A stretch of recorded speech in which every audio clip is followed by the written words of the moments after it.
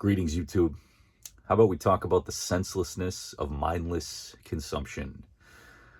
Now, I'm speaking about this from the Western perspective, and I feel that here in the West, it is an affliction that affects probably more people on Earth than anywhere else, simply because of the seemingly endless amount of resources we have at our disposal, the sheer quantity of things available all around us at any given moment, available for purchase. And I want to really dive into some of the reasons why somebody even gets caught up in that and what it might imply, what might cause it. You know, I keep hearing this statistic thrown around that upwards of 90% of people dislike the work they do or the jobs that they have to go to. Keyword have to. At least they believe they have to, in order to procure a living for themselves. Basically, the job is a means of accumulating money, because money is the means of transaction within a functioning society such as that established in the West here. You know, in the past, people bartered. So we're told. I mean, it seems like a very practical thing to have done until it became impractical, having to, carry around so many things, or in order to trade for goods that you needed or wanted. Obviously, money makes it a little bit simpler, especially now with the digital transactions and cards, and the whole process has been, what's the term? It's been made more convenient. And that makes sense in a lot of ways. But this issue of senseless, just utterly senseless consumption, the accumulation of more things than a single person could ever actually use or need in a lifetime. And, it's so fascinating to see where the mind can take someone. And, this isn't an affliction that I haven't been affected by.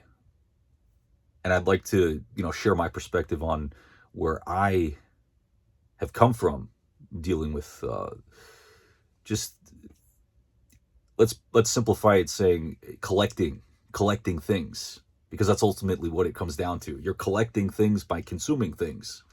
And whether it's one particular thing or a broad range of things, having more than what you need becomes kind of insane.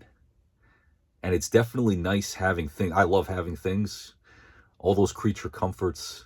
It's thrilling. It's exciting. I've got a lot of particular things that I like to have, and collections of things. And, I've come to a point over the years, I've always wrestled with the significance of creating versus consuming. And as an artist, speaking about the significance of creating, I mean, I feel it's ultimately an inherent purpose I need to fulfill, creating something, using my energy in a productive way, coming up with something out of thin air, using my imagination to conjure up something that can bring joy for others when they see it as a visual artist, but also fulfilling myself through the process of actually creating. That's a topic I'm going to get into in another video, but the aspect of consuming, or the action of consuming, it's never good when it's done in excess, obviously. Because in order to consume things, you need to spend money. And money is, well, for 99% of people, I'd say it's not easy to accumulate. It's not easy to acquire. But when you have it, here in this Western society I live in Canada, and I'd say it's probably even more so challenging in the United States, because a lot of the media that we are influenced by or exposed to is coming from America. Especially, I remember growing up, a lot of the TV programming, the ads, the advertisements on TV, the movies, it was all coming out of America. I just think back to all the toys, and later on the video games, and all of these forms of entertainment that would influence a young mind and capture a young mind's interest. it's so interesting to think about. But I think when you become an adult and you're still fixated on gathering things just to have them, there's something amiss deep within. I don't want to get too esoteric here, but deep within the heart, deep within the soul, the spirit, something, there is a void of some kind that exists that is trying to be filled. And, considering the structure of society, you are almost conditioned. I'd say you actually are conditioned to try, at least, to fill that void with things, whatever they are, whatever interests you. If it's shoes, if it's books, if it's toys, if it's technology, if it's weapons, if it's anything you can think of. And it kind of gets you. It kind of gets you. It takes hold. And it takes hold on a conscious level. It begins possibly on an unconscious level. But once it comes to the forefront of your thoughts and you're thinking about the next fix, some people are addicted to accumulating calories. They become addicted to food. The pleasure of eating becomes almost their purpose in a sense. But you can't have a fulfilling life if your purpose is just consuming, because that black hole, that void, can never actually be filled. And that's where it gets you. That's where it takes you down a dark path. This void arises from what I believe, never having realized who you actually are. So you get caught up in society's just its ways. It's the lifestyle that's been advertised to you. It's all very unnatural. I've always found everything is just very unnatural because it doesn't feel intuitive. Aside from the obvious, going to a job that you don't like, spending 8 hours of your day, at least, probably upwards of 10 with travel time. More and more I hear people working 12, 14 hours a day. And a lot of it is paying bills for things that they've already bought and they're financing or trying to pay off a mortgage, paying off just debts. And it's nightmarish. It's hellish. It's a hellish place to be, especially if what you're doing to buy these things and pay these things off isn't something you are passionate about. We often hear that life is so short, so what the hell are we doing if we're spending it chasing after things and then chasing after the money to actually pay for those things if we've acquired them in advance, which is just a dangerous thing. I'll talk about that in another video. I like how a lot of thoughts that arise, there's just so much you can discuss and so many kind of trailing off points, branches that we can go down to cover these topics in more in depth. But that's the great thing about conversation. It's an infinite well, just the mind. But back on topic here. So this void is something that I think it's almost, I don't know if it's innate within each of us when we're born. I don't think so. I know there are quite a few people, and I think a lot of these people end up becoming celebrities or stars because they simply know who they are in a very particular way, which allows them to go through life and stay very focused on their passion. But for the most part, most people, I think it takes more time if it's not something that's an early realization. And so that, life becomes exceptionally challenging, especially once you become a teenager. Distractions abound worse than ever. I mean, you've got your peers that are you're influencing each other. You get caught up in just vanity. I think vanity is something that afflicts all teenagers. Girls, boys, you want to look a particular way for your peers. You want to attract the opposite sex or the same sex, whatever floats your boat. And you're going to do things. You're going to dress a particular way. You're going to listen to particular music. You want to fit in with the crowd. You're carrying on that tribal mentality so you don't get ostracized and cast out, because that's not a particularly pleasant experience for someone who doesn't have a lot of experience in the world. But in getting all wrapped up in all of that, you lose yourself even more. I'd say the time with which you lose yourself continues to grow past adolescence and beyond high school. If you don't really know what you want to do with the rest of your life right after high school, I think that's one of the craziest things, being thrust out of high school into essentially the world of work. And if you're not working, you've got to, you have to, right? Go to college, go to university. But at the same time, pursuing any of these things, you have to know, you have to have at least a sense of what you want to do. Most people just, who I've spoken to, I've got friends that knew what they wanted to do, and they're in much better positions economically, financially, than those who didn't. It's quite obvious. I mean, but that's being, they were fortunate. They were fortunate, and they had that sense of knowing. But for most people, I think most people alive, I mean, if the statistic holds up to any degree, 90% of people don't know what they want to do, or don't like what they're doing at work. I mean, I think we can equate that to them not really having made a clear decision with what they wanted to do with their lives, because they didn't fully know who they were inside. And the world, I mean, it seems like it's entering a very chaotic period. I think we can all agree on that. Just the chaos abounds. I mean, aside from endless wars and fiscally irresponsible governments and mass immigration at unprecedented levels, it's just the conflict and the chaos is just, it's everywhere.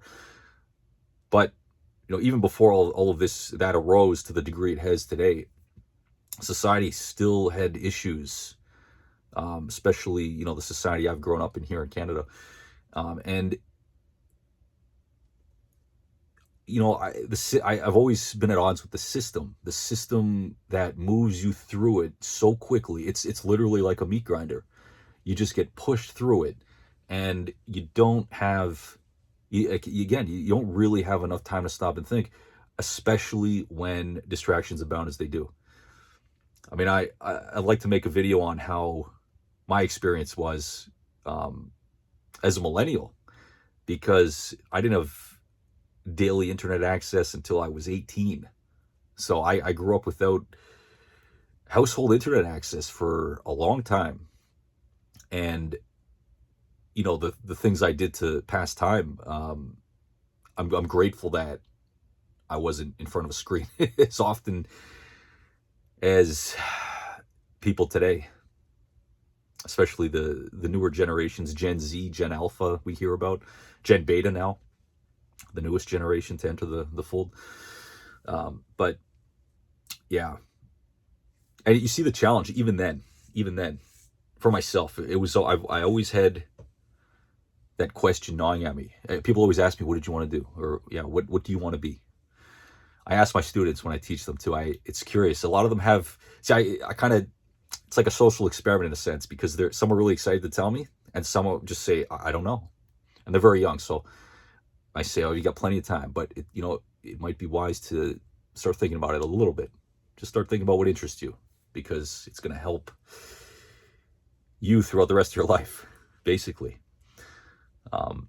But yes, so going back to the original point here, senseless consumption, filling that hole.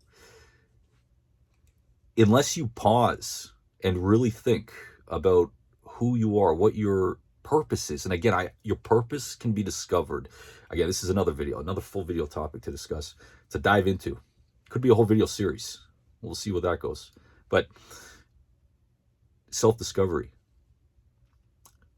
One of the best ways to do that is to distance yourself from your immediate distractions, whatever they are. For each of us, it's different. But if you cut yourself off, it's kind of like you can go cold turkey on it, which I recommend. I recommend cold turkey for anything that isn't going to cause you physiological harm. I think it's the ultimate way, the best way to change a habit. You break it just right there, shatter it like a piece of glass, and just walk away. But distancing yourself from distractions is certainly a key method for discovering your purpose, because you're going to be left with your own thoughts. You're going to be left with your own mind. And, I've got all kinds of strategies. I'd love to share some of these strategies that I have found useful in helping me find a more clear way, because I think it's something that I think it's one of the most pressing issues in the world, in the Western world, we'll say, because I've lived the Western experience, so I'm coming at it from that angle. But I've always thought that, I mean, you've got hundreds of millions of adults in North America who just don't necessarily have a strong sense of what they want to be doing. And then you get into this routine of, you're chasing the money. Maybe you've got a job that pays well, but then your purpose just becomes chasing after things. And you'll just keep chasing after things until you've got an entire warehouse of things in your McMansion. And it's like, this is another thing. This is where it gets crazy. You've got a house with 30 rooms, but you can only be in one room at any given time. And what are you doing in that room? Are you spending time in that one room? Is that your favorite room of the 30? Well, what about the other 29? Okay, you've got a kitchen, a bedroom, a living room, maybe an office. Just saying that, I think, okay, the kitchen's essential, the bedroom's essential, the office is nice. I spend most of my time in my office, 90% of my time in my office, because I'm working. I've got my desktop computer here. It's where I produce artwork. It's my space, and I really don't need 50 other rooms, 10 other rooms, 5 other rooms. It's kind of like, it's cool to change your location from time to time. Change of scenery is nice, but when I do that, I go for a nice walk, and I get the best change and fresh air. And I guess there's a system for everything when you give it enough thought and you find a way to make it right for you.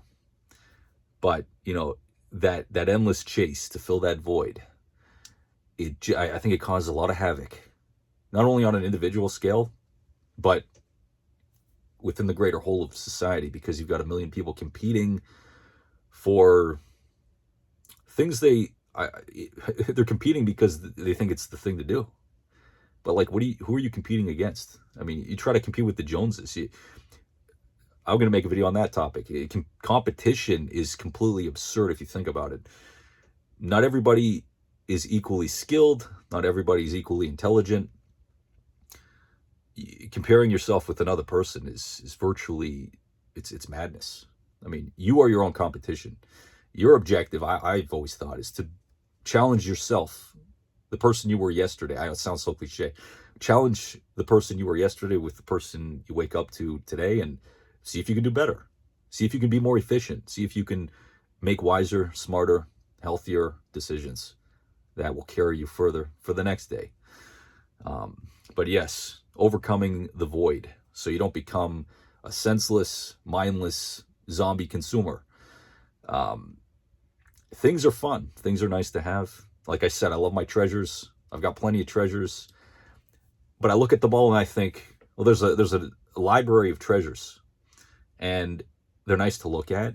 I can't really interact with 1,000 of them at once, or 1,000.